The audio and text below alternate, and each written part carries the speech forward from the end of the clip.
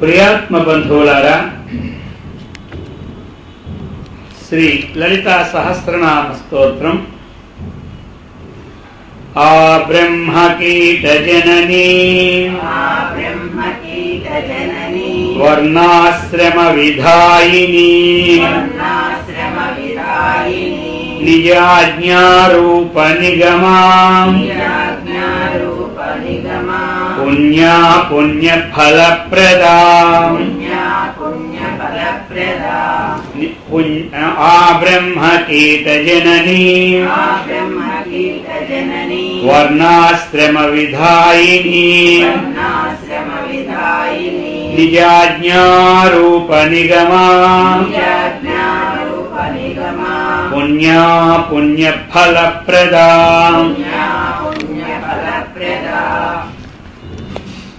ఆ బ్రహ్మకీట జనని అమ్మవారికి ఎక్కడెక్కడ వ్యాపించి ఉందో ఆ విషయాన్ని ఇక్కడ మనకి చెప్తూ ఉన్నారు.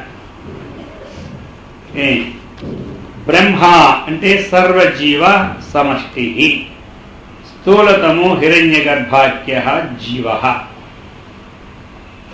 కీట అతీంద్రియ ఇతర ఊర్ణాభక్షక వైద్యతంత్రే చెప్తూ ఉన్నారు మనకి.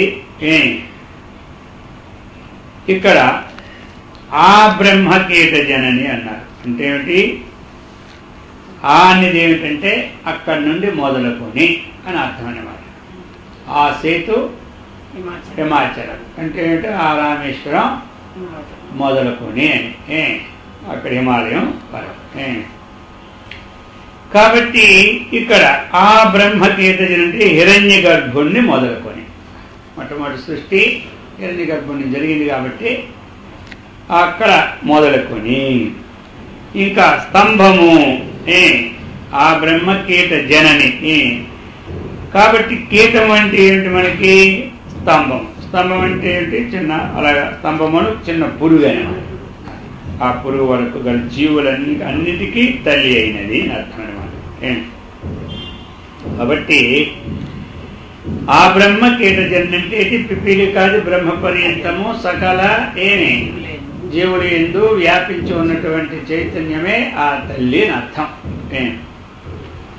దాన్నే ప్రహ్లాదుడు ఇందుగలడు అందులేడని సందేహం వలది చక్రి సర్వోపగతుండే ఎందెందు వెదకి చూచిన అందందే గలడు ఆయన చెప్పారు. ఆ విధంగానే మనకి భగవద్గీత కూడా సర్వభూత స్తమాత్మానం సర్వభూతాన్ని చాత్మ, సర్వభూతముల్లో కూడా ఆత్మానం చూడడం. యో మాం పశ్యతి సర్వత్రా సర్వంచ మయి పశ్యతి, ఎవరైతే అంతటా నన్ను చూచున్నాడు అని భగవంతుడు చెప్పాడు. అలాగని ఇప్పుడు ఈ అంతటా మనం చూడాలి. ఎందుకంటే అంతటా అమ్మవారు వ్యాపకం ఉంది కాబట్టి అన్ని జీవుల్లోనూ ఉన్నటువంటిది ఆ చైతన్యమే అన్నటువంటి భావన, అద్వైత స్థితిని కలిగించడానికి ఇదనమాట అని చెప్తూ ఉన్నారనమాట. ఈ విధంగా ఆ బ్రహ్మకీట జనని అని. వర్ణాశ్రమ విధాయిని. ఇప్పుడు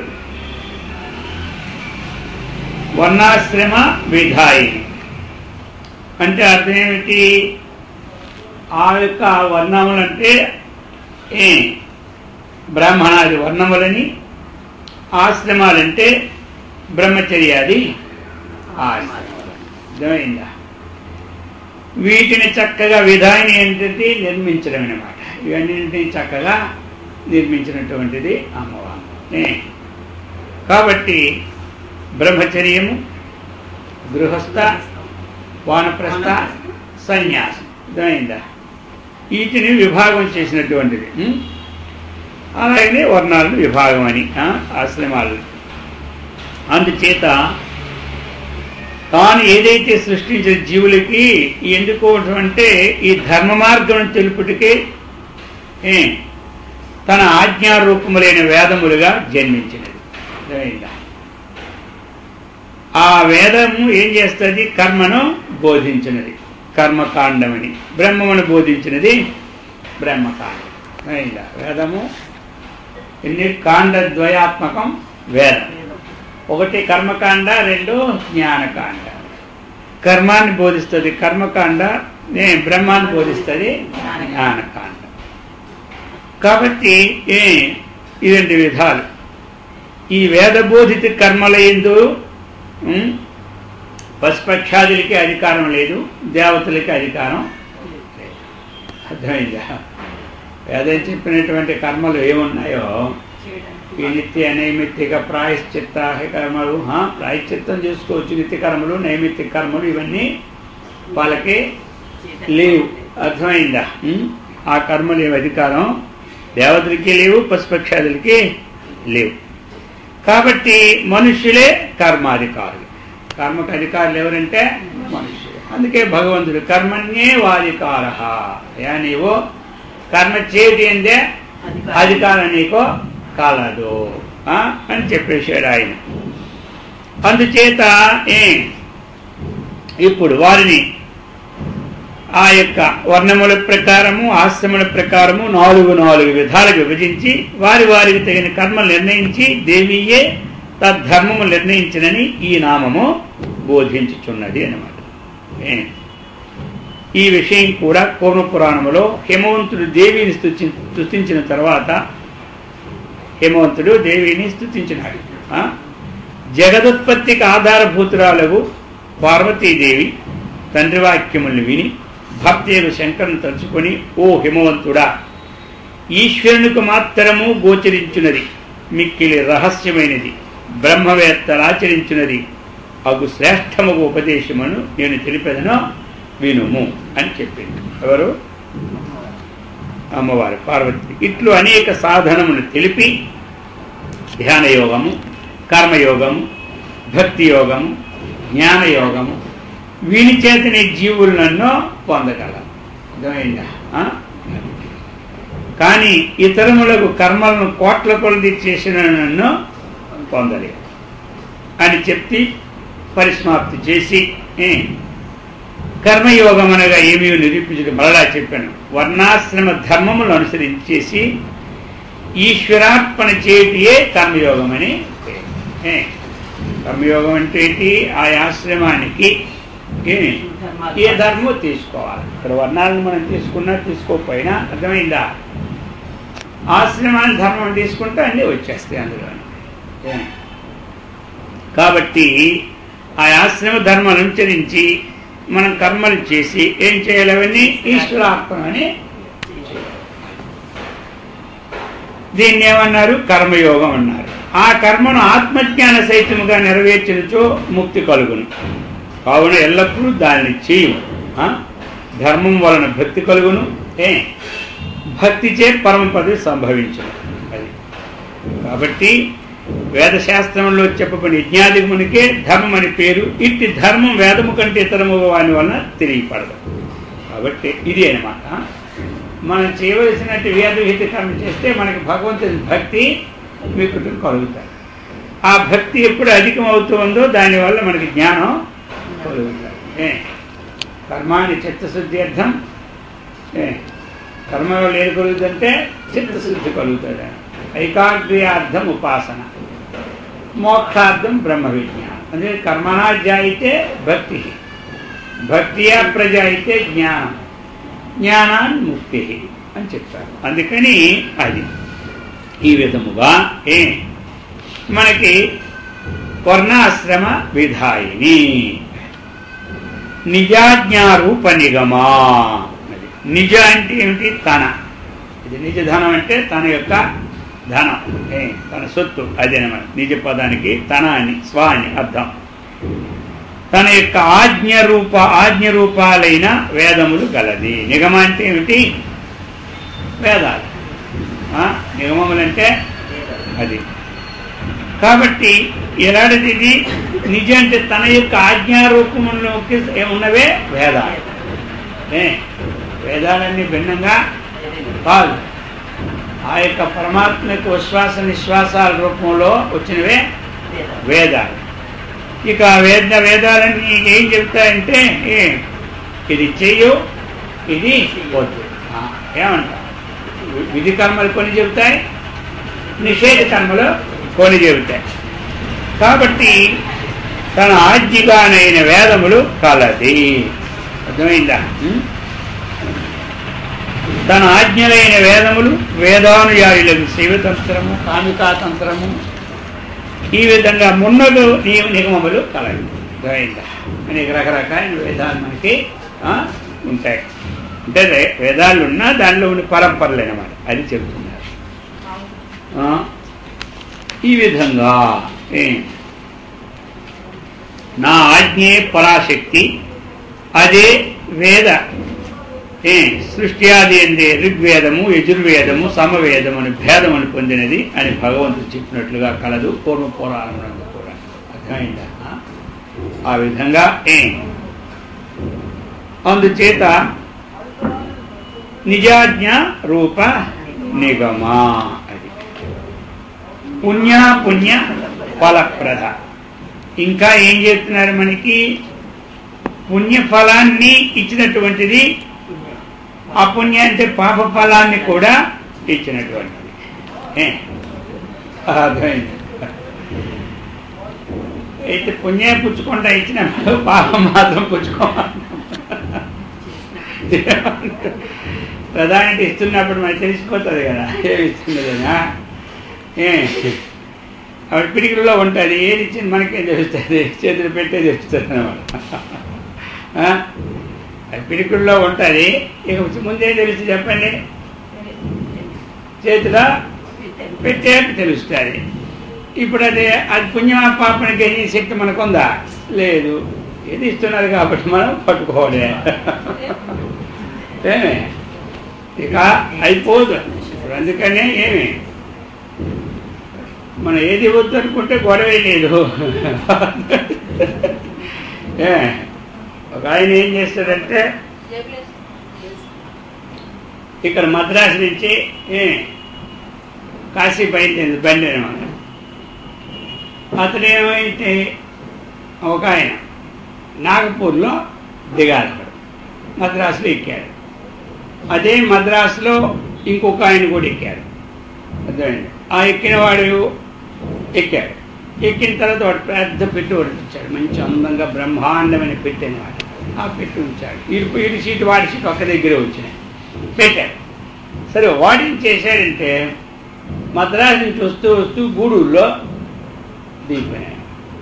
ఇప్పుడు పెట్టాడు దిగిపోయి వీడు చూడలేదు. స్టేషన్ వచ్చినప్పుడు అందరూ దిగుతుంటే ఎక్కుతుంటారు కదా. సరే వీడు కూర్చోడు, వీడు పక్కవాడు గూడూరులో కనపడలే, నెల్లూరు కనపడలే, ఒంగోలు కనపడలే, విజయవాడ కనబడలే, కాజీపేట దాకా. వాడు అనుకున్నాడు, ఏమి ఈ పెట్టి వదిలిపోయినాడు వాడు అనుకున్నాడు. ఎవరు? ఈ పెట్టెలో ఉన్నాడు. సరే ఇక ఈ పెట్టె వదిలిపోయాడు కదా. ఆ ప్రకారంగా ఇప్పుడు ఏం చేశాడంటే, ఇక ఎవరైనా ఇంతదూరం అయిపోయింది కదా, ఎవరు ఈ పెట్టేవాళ్ళంటే నాదే అన్నాడు.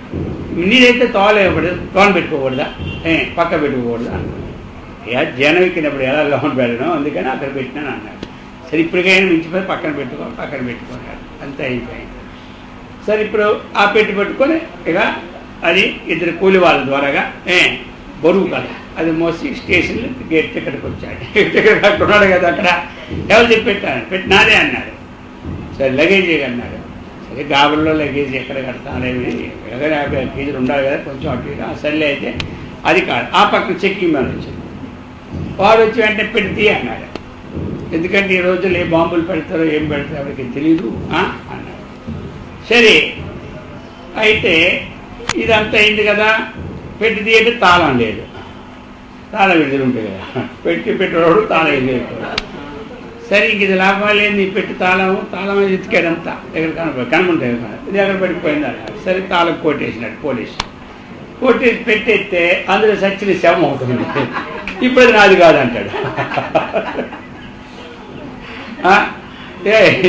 అప్పుడు ఆ పెట్టి వదిలేసి అనుకోండి, ఈ పెట్టిలో ఏముందో ఇంత బరువు పెట్టి మనకు ప్రాప్తం అయిపోయింది అని ఎంతో అందరూ బాగా సందరగానే ఉన్నాడు. అర్థమైంది. ఇప్పుడు పెట్టి నాది కాదంట. నీది కాదా, ఇంతవరకు నీదని చెప్పి తాళం పోయింది, నువ్వు ఎవరినో చెప్పి అరెస్ట్ చేసి ఇంటికి ముందు అరెస్ట్ చేయదని చెప్పినాడు. అర్థమైందా? ఎంతవరకు. అందుకని ఆశాశ పరమ దుఃఖం అంటారు, నిరాశ పరమ సుఖమండి. అందుకని ఇక మరి ఒక ఫలం కావాలనుకున్నప్పుడు రెండో ఫలాన్ని కూడా వస్తాయి. ఇదే అన్నమాట. కాబట్టి ఇక పుణ్యఫలాన్ని అమ్మవారు మనకిస్తారు, పాప ఫలాన్ని ఇస్తారు. అందుకని కాబట్టి మనకి ఆ పుణ్యఫలము పుణ్యకర్మలు చేసుకుంటే పుణ్యఫలమే వస్తుంది. అర్థమైందా? ఏదో తెలిసి తెలియని కర్మలు కొన్ని పాప పనులు జరుగుతూ ఉంటాయి. అవి నిత్యము చేసినటువంటి మనం పుణ్యకర్మల ద్వారా ఆ పాపము పోతాయి. అర్థమైందా? అవి పోతాయి. కానీ మనకి కొన్ని మరీ నిషేధమైన పాపకర్మలు చేస్తూ ఉంటే అవి పోవాల్సింది లేదు. అందుచేత వాని ఇక వీటి వల్లే మనకి స్వర్గము నరకము పలుకుతాయి. పుణ్యం వల్ల స్వర్గము, పాపం వల్ల నరకం. అందుకని ఎప్పుడైతే మనకి పుణ్యకర్మలు చేశామో స్వర్గలోకం పంపిస్తారు అమ్మవారు. స్వర్గలోకం వెళ్ళిన తర్వాత మానవ జన్మ వచ్చినా సరే మళ్ళీ ఎక్కడ పుడతామంటే శుచీనాం శ్రీమతాయి. స్వర్గలోకం వెళ్ళాము, స్వర్గలోకం నుంచి రాగానే పానలోకంలో ఎవడో హీనుడు దీనుడు పేదవాళ్ళ ఇంట్లో ఎవడు పడ్డ. స్వర్గలోకం నుంచి వచ్చిన వాడు ఎవరైనా సరే మంచి ఉన్నతమైన కుటుంబంలోనే పుడతాడు. అది అన్నమాట. ఆ నరకలోకం ఇల్లు వచ్చినవాడు ఎప్పుడు ఆ హీనుడు దీనుడు అని పుడతాడు. స్వర్గలోకం నుంచి వచ్చినవాడు ఎప్పుడు అలా ఉన్నాడు. ఇప్పుడు మనం హైదరాబాద్ బేగంపేటలో విమానం దిగాం. అర్థమైందా? విమానం దిగి అక్కడ రిక్షా కోసం చూస్తామా? రిక్షా కోసం ఎవరు విమానం దిగాడు, రిక్షా కోసం చూస్తే అందరు నవ్వుతాడు. వీడి మొఖం విమానం అటు వీడికి, వీడి పొరకి విమానం ఒకటే అందరూ ఏమంటారు. విమానం దిగిన వాడు రిక్షా ఎక్కుతాడు ఎవరైనా. ఎక్కడ చూసినా అక్కడ రిక్షా స్టాండే ఉండదు. వీడికి దూరం వెళ్ళి వచ్చి ఎక్కడో రిక్షా ఎక్కాలి. కానీ ఎక్కడే తొందరగా ఎక్కడే బుద్ధి వేస్తాడే. మరి కారులోనే ఉంటాడు. అలాగనే స్వర్గలోకం వచ్చిన వాడు కూడా ఈ ప్రకారంగా ఉత్తమ వారిలో పుడతాడు. ఆ విధంగా వేద ధర్మాచరణకి బ్రహ్మదేవుడు బ్రాహ్మణులు సృష్టించను. వారు వేదోక్త ధర్మములు ఆచరింపుకొన్నచో ఆ ఆజ్ఞ ప్రకారము యముడు వారి నరకంలో పడవేయను అని కోడ పురాణంలో చెప్పినాడు. అర్థమైందా? వేద ధర్మాచరణ కోసం బ్రాహ్మణుల్ని పుట్టించారు. వారు వేదాలు చదువుకుంటా తగినటువంటి కర్మలు ఆచరించుకుంటా సంధ్యావందనాలు చేయకుండా ఈ విధంగా కర్తవ్య కర్మను చేయకపోతే ఏం చేస్తారంటే మళ్ళీ నరకాలు పడేస్తారు. ఇట్లే వేదోద్ధర్మములు ఆచరించుచు నా యందు భక్తి గల వారిని దేవేంద్రుడు నా ఆజ్ఞించే స్వర్గలోకానికి తీసుకుంటారు. అయిందా? అందుచేత ఈ పుణ్య ఫలప్రదాలన్నీ కూడా ఆ విధంగానే బ్రహ్మసూత్ర భాష్యములో కూడా శంకర్ల వారు ఫలమత ఉపపత్తే అని అధికరణమునందు వేదోక్త ధర్మాధర్మచరణమునకు తగిన స్వర్గ నరకరు ఫలములను భగవంతుడు ఇచ్చిననియు వారు వారి కర్మానుగుణంగా ఫలములను ఇచ్చటం వల్ల భగవంతునికి పక్షపాతము కానీ దయ లేకపోవటం కానీ ఉండదని చెప్పాను. కాబట్టి ఒక నియమానికి బద్ధుడు భగవంతుడు సృష్టి క్రమంలో ఒక నియమాన్ని పెట్టాడు. ఆ నియమము అందరికీ చెప్తూ తాను ఆ నియమాన్ని ఉల్లంఘించుకుంటా నడుచుకుంటాడు. అందుకని అక్కడ పక్షపాతం ఏమీ లేదు. మనకి ఇక్కడే పక్షపాతాలు. తెలిసేవాడికి శిక్షించాలంటే వాడికి తప్పు లేకుండా దూరం, తప్పు లేకుండా కొట్టి పాడిస్తాడు. అర్థమైందా? తెలియని వాడికి శిక్షించాలంటే తప్పు లేకపోయినా వాడి మీద తప్పేసి శిక్ష పెట్టేస్తాడు. కానీ ఆయన భగవంతుడు ఏమి ఆయన లంచం తీసుకోడు. అర్థమైందా? తీసుకొని ఏమవుతాయి వాళ్ళకి ఏమైతే తప్పు లేకుండా వీళ్ళకి లేదు వండుకుంటే చేయడే లేదు. అందుకని పక్షపాత రహితుడు. పుణ్యాపుణ్య ఫలప్రదం ఇవ్వడంలో ప్రతి అణువు అక్కడ కలిసిపోయి పండు తొక్క తీసి పక్కన పెడితే ఎంత పుణ్యమో అప్పుడే కంప్యూటర్లో ఆయన ఫీడ్ చేసుకుంటాడు. అర్థమైందా? మనం మర్చిపోతున్న చిన్న చిన్న పనులన్నీ ఏం జ్ఞాపకం పెట్టుకుంటానే అనుకుంటాం. కానీ ఏవైనా పెద్ద పెద్ద సత్రాలు పెద్ద కట్టిన అవి గుర్తుంచుకోవచ్చు. కానీ మామూలు రోజు ఏది పదే పైసలు ఏం ధ్యానం ఉంచుకుంటాం, మనం పుణ్యం మనం వదిలేస్తాం. కానీ ఆయన ఒక్క పైసే ఇచ్చినా వెంటనే ఫీల్ చేసుకుంటాడు ఎవరు. అందుకని పుణ్యాన్ని చక్కగా ఇచ్చేవాడు, పాపాన్ని చక్కగా ఫలాన్ని ఇచ్చేవాడు, పాప ఫలం. అది శృతి సీమంత సింధూరీ కృత పాదాబ్జదూలికా సకలాగమ సందోహా శుక్తి సంపుట మౌక్తికా శృతి సీమంత సింధూరీ కృత పాదాబ్జదూలికా సకలాగమ సందోహా శుక్తి సంపుట మౌక్తికా చెప్తున్నారు. శృతి సీమంత సింధూరీ కృత పాదాబ్జదూలికా. కాబట్టి ఇక్కడ సీమంతం అంటే ఏమిటి చెప్పండి అందరూ.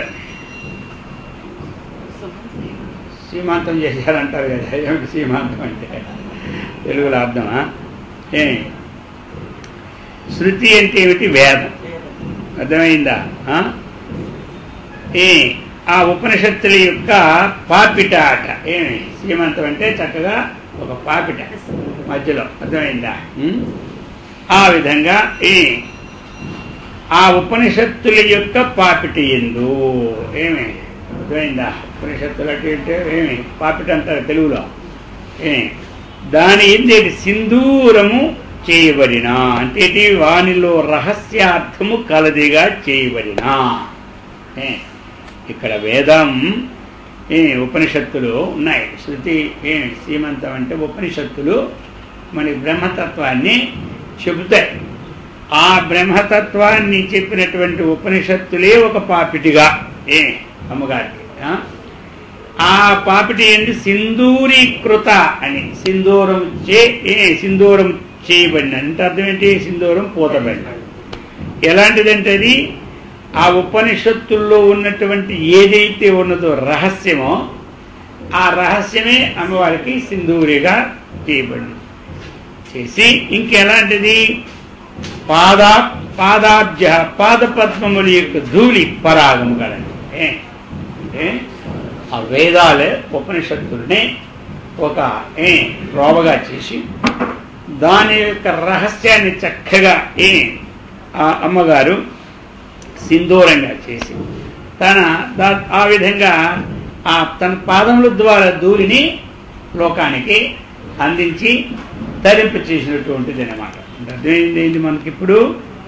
ఉపనిషత్తుల పాపిటి ఎందు రహస్యార్థముగా చేసిన పాదపద్మ ధూళి గలది ఒకటి, లేక తన పాదపద్మ ధూళిని ఉపనిషత్తుల యందు రహస్యార్థముగా చేసినది అని రెండు అర్థాలు ఇక్కడ.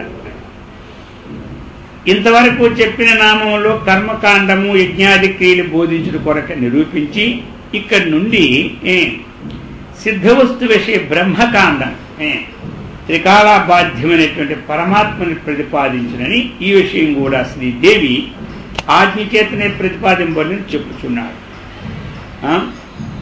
సీమంతం అనగా పాపిట, అది అన్ని అవయములకు పైన శిరోభాగమున ఉండును. అర్థమైందా? ఆ శిరోభాగమందుండుటను సామ్యముచే శృతి సీమంతము వేదములు ఎప్పుడు ఊర్ధ్వభాగమందున ఉపనిషత్తులని అర్థం. అది నిర్దేశిస్తున్నారు. ఈ నామములో విషయమైన ఉపనిషత్తులను వాచ్యముగా చెప్పక నిగరణం అంటే కప్పిపుచ్చుట చేయుటచే రూపకాతిశక్తి అలంకారం అనేది కలదు. కాబట్టి అంతేగాక శృతి శబ్దమందుల స్త్రీలింగముచే అప్రస్తుతమైన ఒక నాయిక ఆమె అలంకారమును తోచుచున్నదని సాహిత్యం ఇచ్చాడు. కనుక సమాసోక్తి అలంకారమని ఈ రెండు అలంకారముల చేతను శృతి శ్రీమంతములు దేవి పాదాబ్జ దూరిని ప్రతిపాదించున్నదని ధరించున్నది. వేదములు కూడా దేవి స్వరూపం. అయితే వేదాలు కూడా ఏమిటి? దేవి స్వరూపం. యథమిత్తమని నిర్ణయించి బోధింపలేవు. ఏది? వేదాలు కూడా నిర్ణయించలేవు. యన్మనసా నమనితే ఏనాహుర్ మనోమతం తదేవ బ్రహ్మత్వం విద్యనేదం ఇది ఉపాసత అని చెప్తున్నారు గురు శిష్యుడికి. అయ్యా మనసుతో ఎలాగా చింతించాలి అంటే ఎలా తెలుస్తుంది అంటే అది మనస్సు ద్వారా తెలిసినదే కాదు. మనసా నమనితే మనస్సు ద్వారా దాన్ని చింతించడానికే వీలు పడదు. మరి ఆ బ్రహ్మను ఎలా తెలుసుకుని శిష్యుడు అడుగుతుంటే, దేని ద్వారా మనస్సు చింతిస్తూ ఉన్నది, దివ్యశక్తి ద్వారా మనస్సు ప్రపంచ విషయాలు చింతిస్తున్నదో ఆ శక్తే బ్రహ్మ అని తెలుసుకోమన్నాడు. అలాగనే అన్నిన్ని కళ్ళు పరమాత్మని చూడలేదు. దేని ద్వారా కళ్ళు లోకంలో ఉన్నదాన్ని చూస్తున్నాయో, ఏ దివ్యశక్తి లేకపోతే కళ్ళు లోకం చూడలేవు, అది బ్రహ్మని తెలుసుకోమంటున్నారు. కాబట్టి వేదాలు కూడా ఇదమిద్దమని నిర్ణయించి బోధింప లేవు దేవీ స్వరూపాన్ని. అర్థమైందా? అందుకనే మన వేదాంతంలో ఇది కాదు ఇది కాదు ఇది కాదు ఇది కాదు అని చెప్పి చివరికి మిగిలిందే బ్రహ్మ. అదేదో దానికి అర్థం కాదు. ఏది కాదని చెప్తూ ఉన్నదో, కాదని చెప్పేదానికి అదే ఇదే అని తెలిసేది కాదు. అందుచేతనే చెప్తున్నారు, ఈ పరతత్వం స్ఫురింప చేయని కానీ పరతత్వం ఇట్టిదని బోధించలేకపోవచ్చు అన్నది వేదాలు. అందుచేతనే వేదములన్నీ సిగ్గుగలవి వలె భయపడినవాడ. అర్థమైందా? అంతే కదా మరి. భయపడిన వలె అతి కష్టముచే పరమాత్మ నిషేధముఖముగా బోధించున్నాయి వేదాలన్నీ కూడా. అందుచేత అగుపించు దూరముగానే ఉన్నవి ఇంత మాత్రమే ప్రతిపాదించుట, అంతేగాని కొమ్మను చేత పట్టుకొని లేకపోతే ఈ దూడ ఆ ఆవుద నిర్ధారణ చేసి చెప్పినట్లుగా కొమ్మును చేత పెట్టుకొని ఈ దూడ ఆ ఆవుదని చెప్పినట్లుగా ఇది ఈ పరమాత్మ ఇది అని చెప్పడానికి ఎవరికీ సాధ్యమో కాదు. అందుచేత ఈ విధంగా చెప్తున్నారన్నమాట. శృతి సీమంత సింధూరి కృతపాదాబ్జ సకలాగమ సందోహ సుక్తి సంపుట మౌక్తిక. ఇది అలాంటిదే. అందులో మనకి ఏమిటి శృతి అని పదం ఇచ్చారు. ఇందులో మనకి ఏమిటి ఆగమం. ఆగమం అన్నా అదే అన్నమాట. ఆగమం, నిగమం, శృతి, వేదము ఇవన్నీ సమానార్థకాలు. సకలాగమ సకలం అంటే అన్ని వేదముల యొక్క అన్ని శాస్త్రముల యొక్క సముదాయం అనేది చెప్తున్నారు. శుక్తి సంపుట మౌక్తిక. శుక్తి అంటే ఏమిటి? ముత్యపు చిప్పల. ముత్యపు చెప్పనే శుక్తి అంటారు. శుక్తి రజితమని మనకు ఉదాహరణ వస్తుంటుంది కదా అప్పుడప్పుడు. కాబట్టి ఆ ముత్యపు చిప్పల సంపుట ఒక దాని మీద ఒకటి బోర్లించినచో సంపుటం ఉంది. సంపుటం అంటే దాని మీద ఒకటి బోర్లిస్తే అట్టి సంపుటమందలి మౌక్తిక అడ్డబాసిందలి ముత్యము గలది. అందులో ఉన్నటువంటి ఒక మౌక్తిక ఉంది కదా, ముత్యం. ముత్యంలో ఒక మౌక్తిక, ఒక ప్రకాశించినట్టు మౌక్తికం అనేది. అంటే ఏం చెప్తున్నారు ఇప్పుడు మనకి ఇందులో అర్థము? ఆగమ సముదాయమునుడు ముత్యపు చిప్పల సంపుటి అందలి అడ్డబాస పైన ఒక ముత్యము వంటిది అని. ఎలా అంటే దాన్ని తీరుస్తున్నారు. అరుంధతి నక్షత్రం మిక్కిలి సూక్ష్మముగా ఉండును. దాన్ని స్పష్టముగా చూపించి దాని సమీపమందు సూక్ష్మ నక్షత్రం అరుంధతి నక్షత్రం బోధించరు. అర్థమైందా? దీన్ని స్థూలారుంధతి న్యాయం అంటారు. అది చాలా చిన్నది కాబట్టి కనపడదు. దాని పక్కదారిని చూపెట్టి అదే అని అంటారు. అది ఆ విధంగా ముత్యములు పుట్టు చెప్పలు అరటి పువ్వు దొప్పల వలె ఉండును. అయిందా?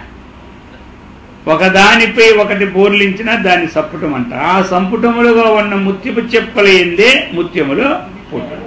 ముత్యములు ఎక్కడ పుడతాయంటే అక్కడ పుడతాయి. పరమాత్మకు సచ్చిదానందములు స్వరూప లక్షణములు.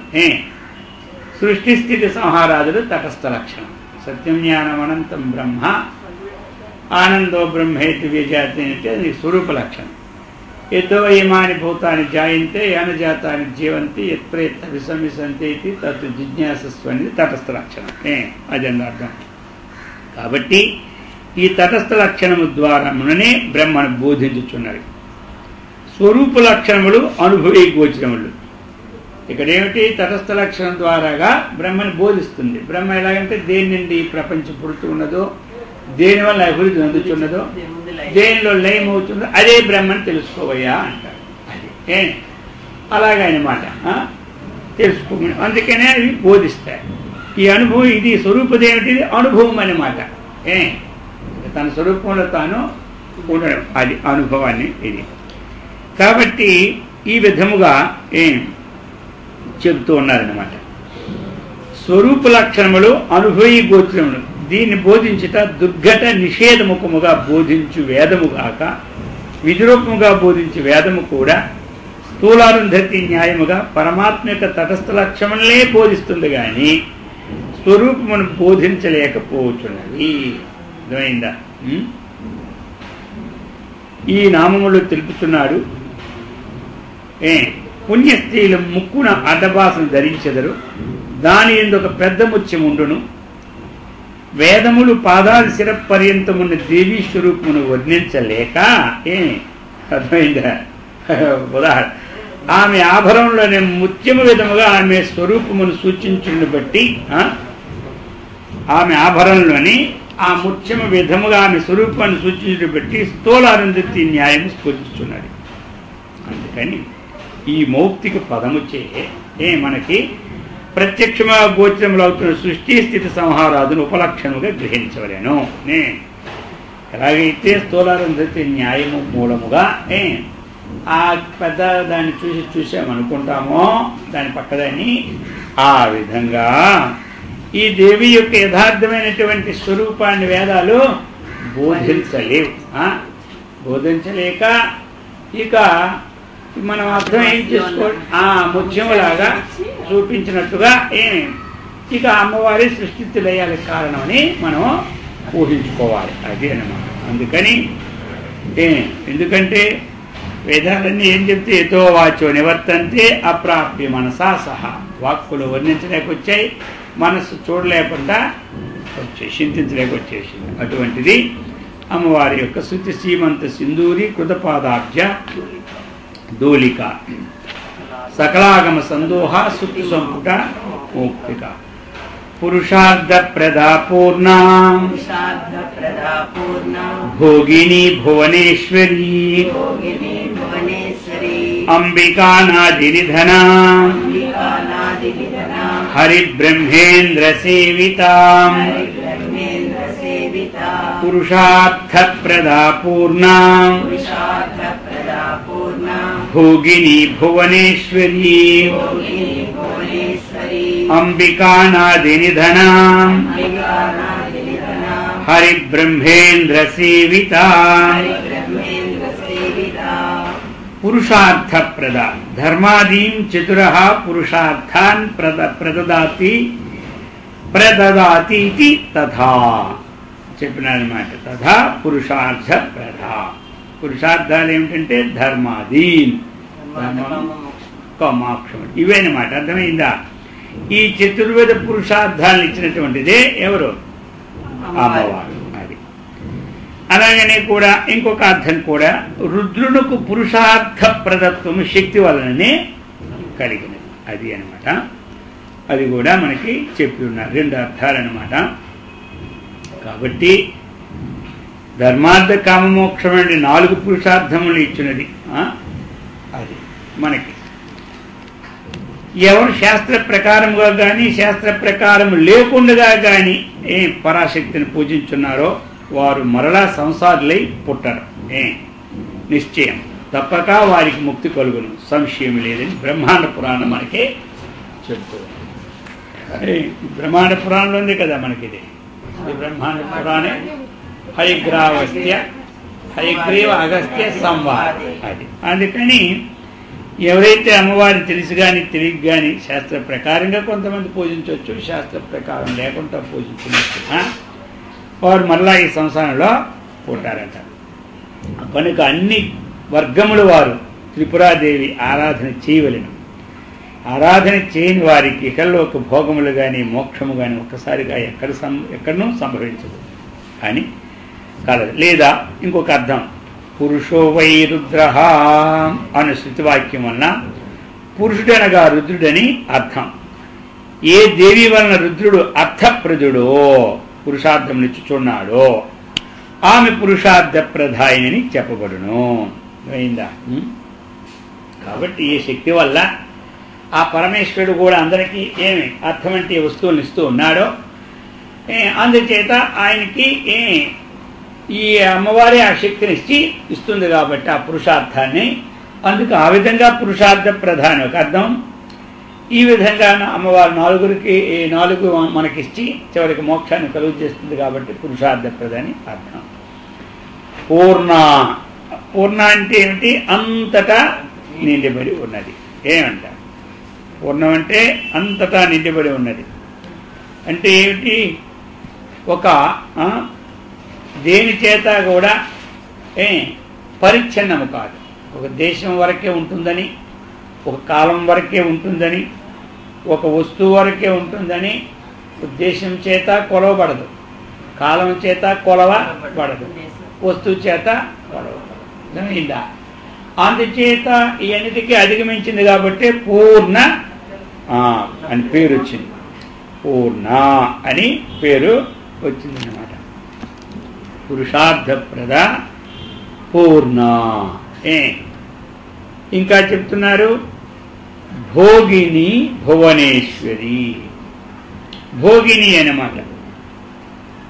కాబట్టి మరి భోగిని అంటే ఏమిటి? భోగములు కలది అని అర్థం. అర్థమైందా? భోగిని అంటే సుఖ సాక్షాత్కార తద్వతి భోగిని నాగకన్యాత్మికావా. 2 అర్థాలు ఇచ్చున్నారు. రాజరాజార్చిత రాజ్ఞీ రమ్యా రాజీవలోచనా రంజనీ రమణీరస్యాం రణత్కింకిని మేఖలాం రాజరాజార్చితా రాజ్ఞీం రమ్యా రాజీవలోచనాం రంజనీ రమణీరస్యాం రణత్కింకిని మేఖలాం. ఇప్పుడు అమ్మవారు ఎవరెవరి ద్వారాగా అర్చింపబడుతుందో విశేష నివేశనాలు. అది రాజరాజో అది. కాబట్టి మనుహు కుబేరశ్చ తాభ్యాం అర్చితో ఉపాసిత చెప్తూ ఉన్నారు. మను చేత అర్చింపబడినటువంటిది, అలాగే ఉపాసింపబడినది అన్నమాట. ఉపాసింపబడినటువంటిది అమ్మవారు. తరువాత కుబేరునిచే మొత్తం ఎవరు? మనకి కోశాగారం ధనాధిపతి ఆయనే ఇన్కమ్ ఇచ్చేది, డబ్బులన్నీ ఇచ్చేది మనక.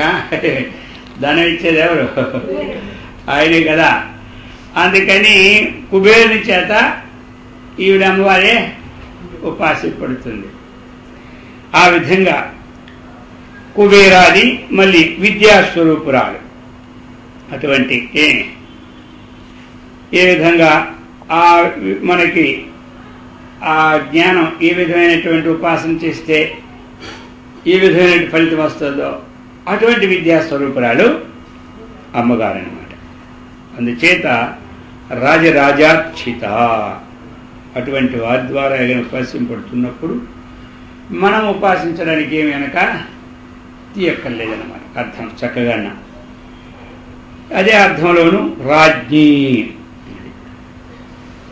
రాజ్ఞి అన్నమాట. రాజ్ఞి అంటే ఏమిటి? రాణి అని అర్థం. రాజ్ఞి అంటే రాణి అని అర్థం అన్నమాట. రాజరాజేశ్వరస్య పట్టమహిషిత్వాత్తు రాజ్ఞి అన్నమాట. అంటే రాజరాజేశ్వరుని యొక్క పట్టమహిషి,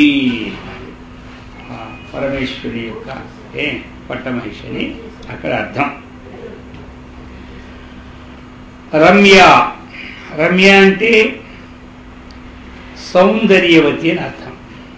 అటువంటి సౌందర్యము కలది. అలాగనే రాజీవ లోచన, రాజీవం అంటే పద్మములు అన్నమాట. ఆ పద్మముల వంటి నేత్రములు గలది. ఇంకా అర్థం ఆ రాజీవ లోచనకి లేడి చూపుల వంటి చూపులు గలదని ఇంకొక అర్థం. అలాగనే చేప వంటి కళ్ళు గలదని ఒక అర్థం. ఇక రాజి సేవకులను చక్కగా చూచున్నదని ఇంకొక అర్థం. ఇన్ని అర్థాలతో ఆ రాజీవ శబ్దానికి 4 అర్థాలు: లేడీ, చేప, పద్మము, రాజ, సేవకుడు. అది ఈ 4 అర్థాలు దీనికి, ఈ రాజీవల్లో రాజీవ శబ్దానికి. అలాగనే రంజని తర్వాత ఇచ్చున్నారు. రంజని, రంజయతి, రంజని, మనోరంజని అంటాం. అంటే మనస్సును రంజింపచేసినటువంటిది అర్థం. అలాగని ఇక్కడ ఏమిటి? భక్తుల్ని ఆనందింపజేయునిది. భక్తులందరికీ కూడా ఆనందింప చేస్తూ ఉంటారు. ఇక్కడ ఇంకా అరుణవర్గీ, తన దగ్గరగా ఉన్నటువంటి తెల్లని ఆ యొక్క శంకరని రంజింపజేయునిదని బాహ్యార్థం. అసలార్థం ఏంటి? భక్తులను రంజింప చేయునిది అని. అలాగనే రమణి, రమణి కూడా ఇంచుమించు రమయతీతి, రమణి, రమ్ క్రీడాయం ధాతువు నుంచి. అంటే అర్థం ఏమిటి?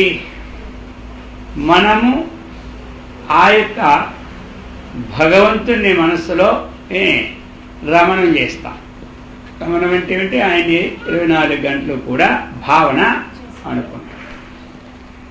ఆ విధంగానే వేదమునందు భగవంతుడు తినుచు క్రీడించుచు ఉన్నట్లు చెప్పబడినది. వేదమైన భగవంతుడు అంటే ఏమిటి? భక్తులతో కూడా క్రీడించున్నది అనమాట అమ్మవారు. ఆ విధంగా అందుకు రమ్ అంటే ఏమిటి? మనం ఎప్పుడూ కూడా ఏ పని చేస్తూ ఉన్నా ఆ నామం మనలో ఏం చేయాలి? నాట్యం చేయాలి. అర్థమైందా? మనం ఎలాగైతే బయట నృత్యం చేస్తూ ఉంటుంటామో ఆ నామం మనలో నాట్యం చేయాలి. ఇప్పుడు నాట్యం చేస్తూ ఉంటుంటే ఆ నామానికి ధ్యేయం ఏది ఉందో ఆ ధ్యేయం మనకేమవుతుంది? మనస్సు నిలుస్తుంది. ఇక ధ్యేయం అయితే ఎప్పుడు మనస్సు నిలిచిందో ఇక అమ్మవారు ఎవరితో ఉన్నట్టు? మనతో ఉన్నట్టు. అందుకని భక్తుల్ని క్రీడింప చేయుచున్నది అన్నటువంటి అర్థం కూడా ఇచ్చున్నారు. రస్యా, అది రసం, రస్యా స్నిగ్ధ స్థిరా హృదయ ఆహార సాత్వికా ప్రియ. రసమైన మాట రసంతో కూడి ఉంటుంది. మరి అమ్మవారు ఈ రసముతో సగుణ సాకార రూపమైనటువంటి భావరూపంలో కూడా రసం ఉంటుంది. ఆ రసాస్వాదనం చేతనే మనం చక్కగా ఒక్కొక్క 1,00,000 పుష్పాలతో కూడా అమ్మవారిని అర్చిస్తూ ఉంటాం. సహస్రనామాలతో కూడా అర్చిస్తూ ఉంటాం. ఇక అలాగని మరి తత్వాన్ని విచారించినప్పుడు బ్రహ్మానంద రూప రసం అనేది మనకి ఉద్భవవుతుంది. సాకార రూపంలో ఈ రసంతో మనం చక్కగా ఆనంద రసంతో ఆ ఆకారాన్ని చూస్తూ మనం ఏం చేస్తాం? పూజ చేస్తాం. అప్పుడు అటువంటి మనకి తగినటువంటి ఆనందాన్ని ఇప్పిస్తుంది అమ్మవారు. అలాగని మరి ఈ ఆనందం ఏంటంటే బ్రహ్మానంద స్వరూపం. ఇది కూడా మనకి అనుభవింప చేస్తుంది. రసాస్వాదం. రస్య, రస్య రణత్కింకిని మేఖల, రణత్కింకిని మేఖల అంటే ఏమిటి? ఇక్కడ మనకి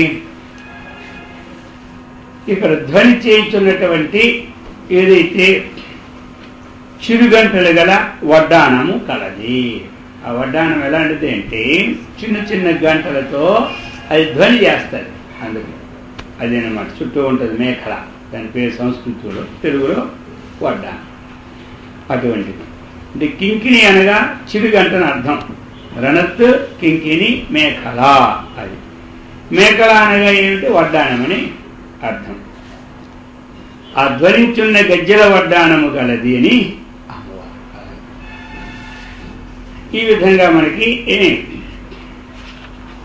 ఆ యొక్క సాకారమైనటువంటి విషయాన్ని, ఇంతకుముందు నిరాకార విషయాన్ని చెప్పారు. మళ్ళీ సాకార విషయాన్ని మళ్ళీ చెప్తున్నాడు. రాజరాజార్చిత రాజ్ఞి రమ్యా రాజీవలోచన రంజనీ రమణీరస్య రణత్కింకిని మేఘాల రమా రాకేందువదనాం రతిరూపా రతిప్రియాం రక్షాకరీ రాక్షసఘ్ని రామా రమణలంపటాం రమా రాకేందువదనాం రతిరూపా రతిప్రియాం రక్షాకరీ రాక్షసఘ్ని రామా రమణలంపటాం. రమా రమా అంటే ఏమిటి? లక్ష్మీవాగాది రూపేణ నర్తకీవ విభాతి ఏతి ఉక్తారీత్యా లక్ష్మీస్వరూపత్వాత్తు రమా. కాబట్టి లక్ష్మీ స్వరూపమే రమా అన్నమాట అర్థం. రమా అన్నటువంటిది లక్ష్మి యొక్క స్వరూపమే నామం. లక్ష్మీదేవి సరస్వతీదేవి ఏమి మున్నగు రూపములతోనే విధి రూపాలతో నాట్యం చేయొచ్చు, అనేక వేషాలను ధరించింది కాబట్టి రమాదేవి అని పేరు వచ్చింది అన్నమాట. ఈ విధంగా రాకేందువదన రాకేందువదన కళాహీనే సానుమతి పూర్ణే రాక నిశాకర ఇత్యాగ్నే పురాణాత్. అంటే రాకేందువదన అంటే పూర్ణచంద్రుని వంటి ముఖము కలదని అర్థం. పూర్ణచంద్రుడు ఏ విధమైతే ముఖం ఉంటుందో ఆ విధమైనటువంటి ముఖం కలిగినటువంటిదని మనకి ఆగ్నేయ పురాణంలో కూడా నిఘంటువులను చెప్పి ఉన్నారు. అన్ని కళలతో కూడిన చంద్రుడు ఉన్న రాత్రికి పేరు రాక. అది పేరు రాక అంటే అన్ని కళలతో ఉన్నటువంటి రాత్రి చంద్రుడు ఎప్పుడు ఉంటాడో ఆ పేరు రాక అని అర్థం అన్నమాట. రాక రాకయని ఒక కళ తక్కువగా ఉన్న రాత్రికి సానుమతి అని పేరు. ఒక కళ తక్కువ ఉన్నప్పుడు సానుమతి, పూర్తిగా ఉంటే రాక. కాబట్టి రాకేందు అంటే పూర్ణిమ చెందిన ముఖము కలదని అర్థం. రతిరూప రతిరూప ఇక రతీదేవి రూపము కలదు. రతీదేవి స్వరూపురాలు అంటే కామకళా మంత్ర స్వరూపురాలన్నమాట. రతీదేవి ఎవరి భార్య? మన్మథుని భార్య, అది అనమాట. కాబట్టి రతీదేవి కాముని భార్య, మన్మథుని భార్య. మరి లలితాదేవి కామేశ్వరుడు భార్య. ఆయన మన్మథుని భార్య లలితాదేవి కాముని భార్య కనుక రతిరూపము కాదని అర్థం. ఈ విధంగా ఆ రతిరూపం అన్నటువంటిది మనకు అర్థాన్ని అన్వయం చేశారు. రతిప్రియ రతీదేవి ఇష్టముగా కలది అని అర్థం. కామపత్రి రతీదేవి ఇష్టముగా కలది అని అర్థం. రక్షాకరీ రక్షా కరోతీతి రక్షాకరి అంటే ఏమిటి? రక్షణము చేయించున్నాడు. రక్షణ అంటే స్థితి. స్థితి ఇప్పుడు మనకి ఉన్నటువంటి దాన్ని మనం మర్చిపోయినా ఆ దైవము మరువదు, రక్షిస్తూ ఉంటుంటాడు.